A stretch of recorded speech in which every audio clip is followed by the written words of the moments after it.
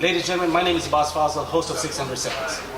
Today we're talking to a true legend, somebody that has played in the Olympics, represented Tanzania in our community, specifically for the sport of hockey. I am talking to today no other than Mohammed Manji. Assalamu alaikum. How are you? How's everything? How is everything? Thank you. Yes, sir.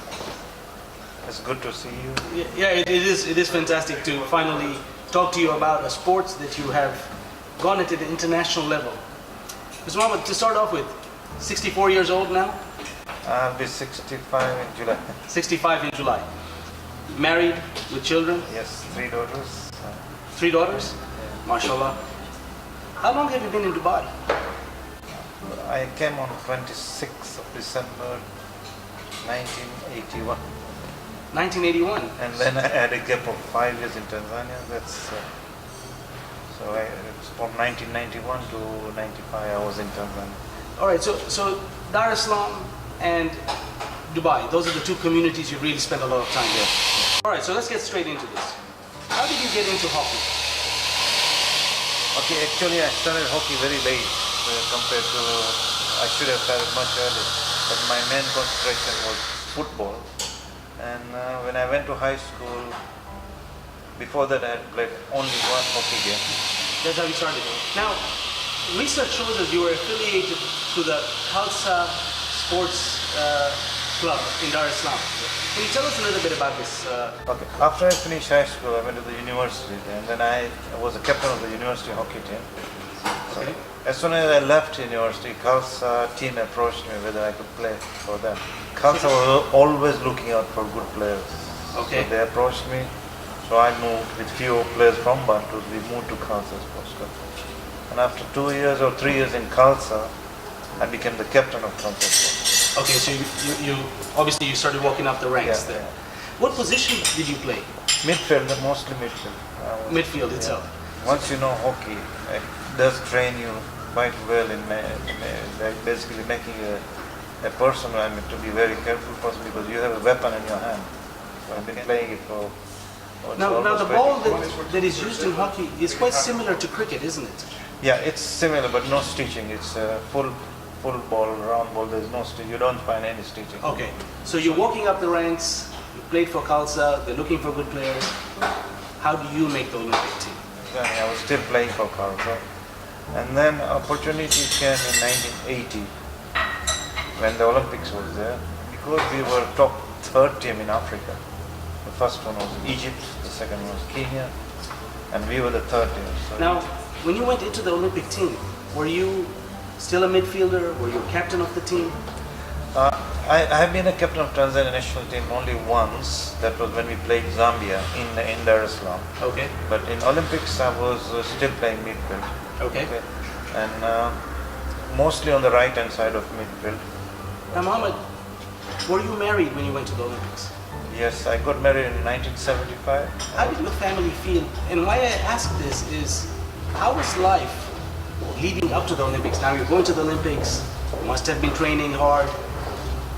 How did your family feel with that situation? And that's the time we go to the sports field. So 3 to 4 times a week, I was on the hockey ground in Gymkhana Sports Club. So just before the Olympics came, it was really a surprise for all of us, and we could not really fathom what the depth of the Olympics was. The real feeling of Olympics really came when I was on the ground first day. First day on the ground, that was after 3-4 days of landing in Moscow. Now, great, let's talk about that in a second. Does your wife, your parents, do they come to Moscow or are you there alone? No, I had to go alone. Okay. And it's only the players were allowed at that time because financial constraint of the team and everything, so they didn't allow anybody else to come. Now, Mohammed, I have to ask you, you're 29 years old, you're a young guy, you're in Moscow, it's the 80s. There must have been a lot of temptation, and you have young boys that might have that situation. There must have been temptation, all kinds of things. How did you work around that? Okay. Most of my friends were either drinking or smoking. Fortunately, I never touched both of those things. Okay. Even today, I don't smoke. So that helped. And even during the Olympics, everything was provided free of charge. You could walk in the restaurant and eat everything. During in the camp, you could eat anything, drinks were available. For that matter, you could walk into a small stall of ice cream and pick up the ice cream at any time. That's right. So those were a lot of freedom was there. Okay. The only thing was okay. I've few of my friends did few things which I would never think of. Okay. Okay. So it is present, right? I mean, it was present, and we had some nasty incidents. Okay. So, Mohammed, like I said, 29 years old, you're in the Olympics, playing for the Tanzanian team. Now, records show you guys come in 6th, lost every game. What happened? We had only three months of training, and people have been trained like the Russian team. It trained for 4 years, so we were not prepared for that tournament. Okay, so it wasn't because there was a loss of focus or there were other distractions like we were talking about. It wasn't anything like that. No. It was just that suddenly you were put in a spot of an Exactly. event. Because we were never good. your biggest defeat comes against India at That was 0-18. 18 goals, and Yeah. that was the first game. And that's what I was going to say to you. That It was the first game, and we had never played on a sort of. Back in the 80s, it wasn't like India had the greatest technology or they had obviously a great team.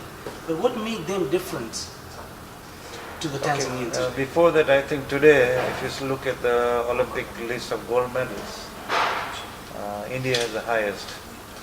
Before 1980, I think 1980 was the last gold medal for India. That's right. Yeah. And before that, I think they have 5 or 6 gold medals. So they were the top team at any time. So they would have won the tournament. The other team was Pakistan, but they didn't come. Cuba, Russia, and Tanzania. I think not Poland, not Spain, Poland. Okay. Now you play for the 5th and 6th position against Cuba. Yes. Score goes to 4-1. Yes. Did you guys think that, okay, we've played a few games, we kind of know what we're doing? Seems like it wasn't such a bad score. They were much better than us. So 4-1 was for us was a letdown because we knew we could beat Cuba. 1980, you do the Olympics, and for some reason, you fall off the map as far as research shows us. You re-emerge 21 years later in 2001, and we'll talk about that, but you said in those 21 years until 2001, you've done a few different things for hockey. I had put an ad in the newspaper saying that I'm a hockey player from Tanzania and I'm interested in playing for one team. And within one week I got a call and I started playing hockey here. And within the period of 85 to up to 95, we had about 4 or 5 sports visits to Tanzania. Okay. UAE team. We had the UAE national team, we have Air India team coming to Tanzania. And then we had one tournament here which I brought a team from Tanzania to play where Burj Khalifa is. Okay, before the Burj Khalifa was there, yeah? There was a sports field there which was owned by the army. Okay. There was an AstroTurf hockey field there. So we played there. The Tanzania national team played there. Of course they didn't perform as well, but that was I would say another international game which Tanzania national team did play. It was in Dubai. So those 20 years was basically a lot of promotion for UAE team going to Tanzania and one team from Tanzania coming to Dubai. Coming to Dubai. And I'm also was a member of UAE hockey committee. Now that's the thing. Like I said, in 2001, you re-emerge. You are the tech advisory to the UAE hockey committee. Yeah. You are promoting now hockey at a UAE level. And at one point in 2001, Gulf News, thanks to them, says you are the coach of the UAE hockey team. I did start, but because of the office hours and really it did not work out that well. And we had to, the locals players, we are trying to attract them. The chairman, who is this, is the head of Donata. He is leading the team well. Even today, I think he's still the chairman. Al-Banna. Ismail Al-Banna. Ismail Al-Banna. Okay, he's chairman of UAE Olympic Committee. And I went to Athens for a meeting of the International Hockey Federation. So I did reach there, but the time does not permit. In UAE, does not permit time. Within our community, it seems like nobody really knows your story. Those that are close to you know your story. Yes, he went to the Olympics. But it seems like that buzz of the legend you are, nobody really knows. Do you have an answer as to why? I think I should try to avoid that answer because I'm not that kind of person who would like to say I did this, I did this. So Okay. I've been keeping it to myself. The only people who really know is my family. Okay. And people who are very close to me, they know about it quite a bit. You re-emerged in 2001, you're on the news, obviously 21 years, you've kind of kept this to yourself, you've been doing your thing. My question that comes up next is, was there at any point in time that you felt that maybe you could have given back to the community for the level of sport you have played? I don't remember the year. We came up with a decision on let's have Jeffrey Sports, so we started making a Which eventually you were a president. I think I was a president after 3-4 terms.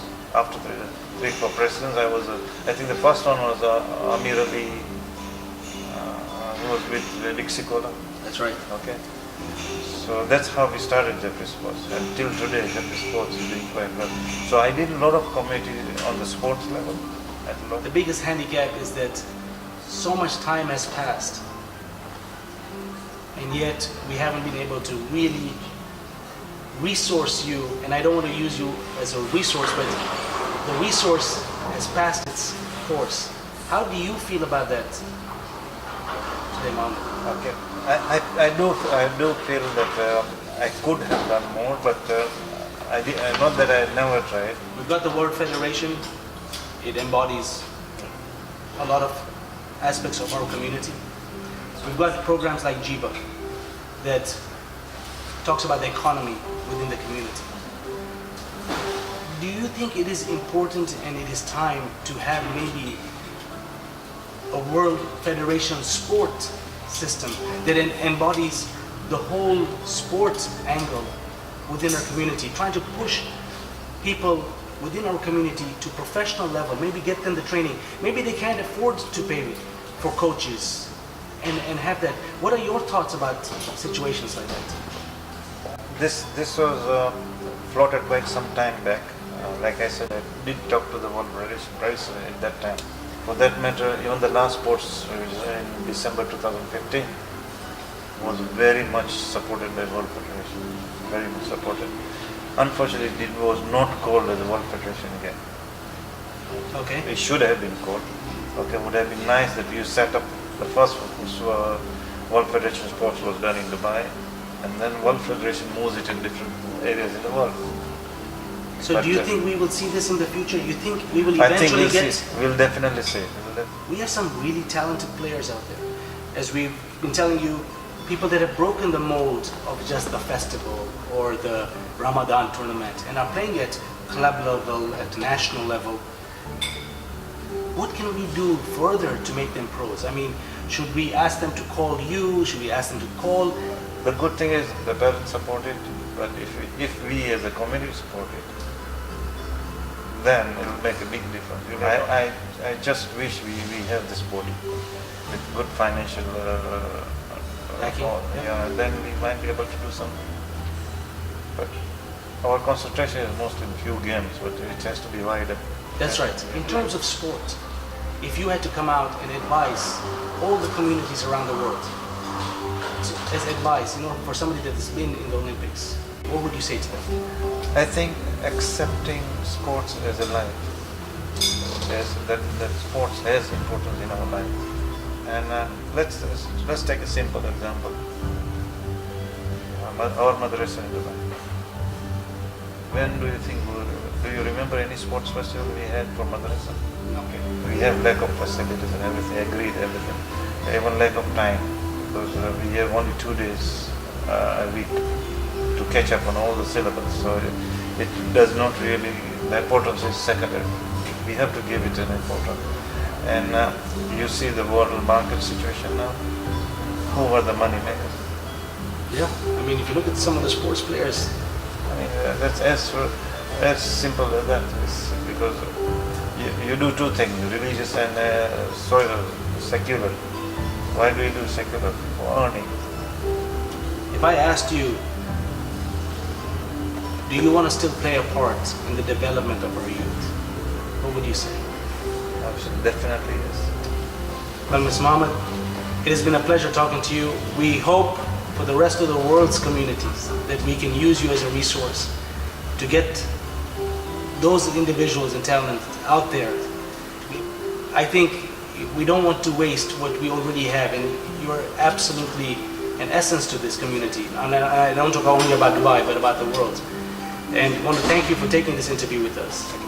Thank you. I hope this message goes to the right people and make it an effort to form some kind of organization.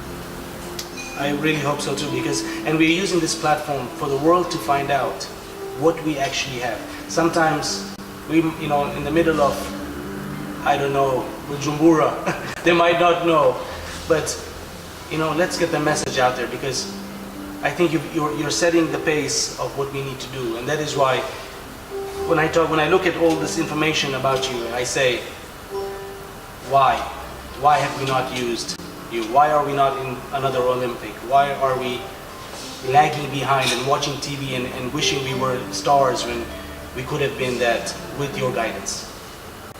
Mr. Mohammed, thank you very much. Thank you, Abbas. Thank you so much. Once again, guys, this is Abbas Fazil talking to a legend, Mohammed Manji. Thank you for watching 600 Seconds, and if we've learned anything from our show today, let's take away that family support, community support will get you there. It might take time, but at one point or the other, we will get there. Thank you very much for watching the show.